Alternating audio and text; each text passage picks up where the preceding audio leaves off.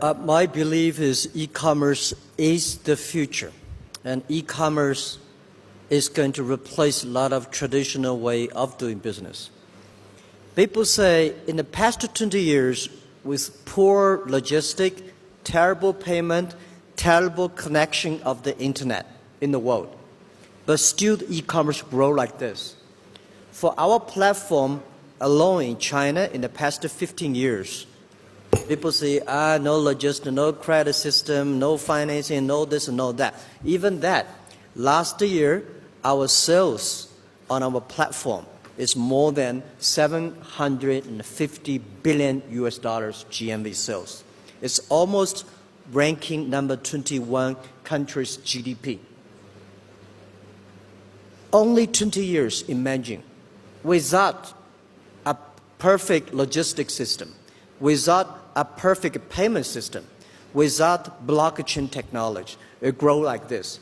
What if the next 20 years, when all the technology is ready, when all the government and organizations and entrepreneurs are ready, they think this is a lifestyle.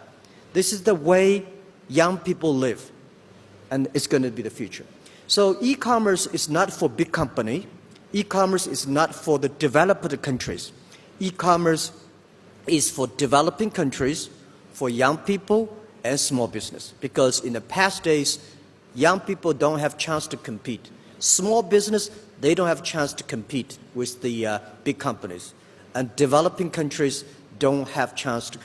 Imagine that country like China can grow like this. I think Peru, a few years ago, I went there. That day, I remember I went to a square. People were demonstration. Right? I happened to be there. People hated the e-commerce. And suddenly there's a the Peru young man said, I using internet and I sold my Peru products to New Zealand, Australia, which I never thought in my life could do it without internet.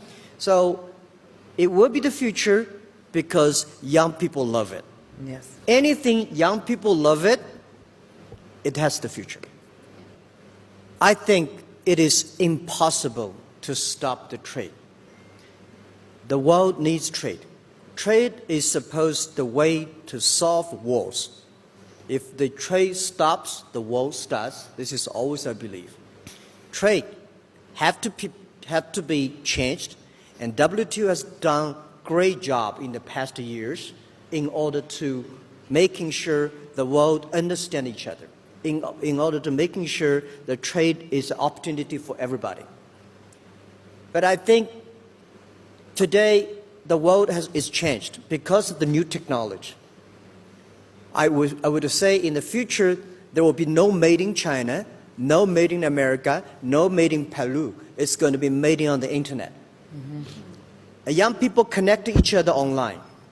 In the future, no matter you like it or don't like, we will enable every young people, every small business to buy global, sell globally, and deliver globally, and pay globally, and travel globally, just maybe with a mobile phone, even with a passport.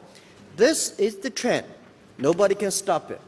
So protectionism and globalization. I think globalization is a great thing.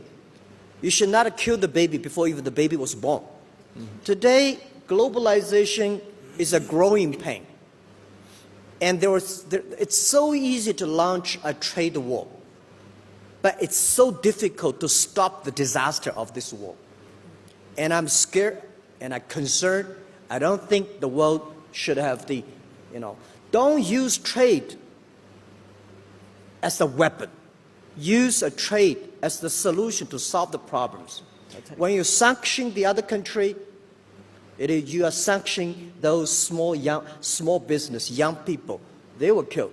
Just like you're bombing somewhere, civilization is gone. So we believe we should using the internet, using e-commerce, encouraging young people. The more trade we have, the more business will come up. There are hundreds of ways to solve the problem, but there is only one reason. If you want to launch a trade war, it's easy. But I will say it takes about 30 years to fix that pain. So my view is we should not have a trade war. And we have a plenty of ways to solve the problem. And third, we should not let the world global trade controlled by 60,000 big companies. We should make in technology policies to encouraging 6 million or 16 million or 60 million business that can get benefit from small business. From small business like entrepreneurs from Philippines, they can sell globally. They can buy globally. This is the future.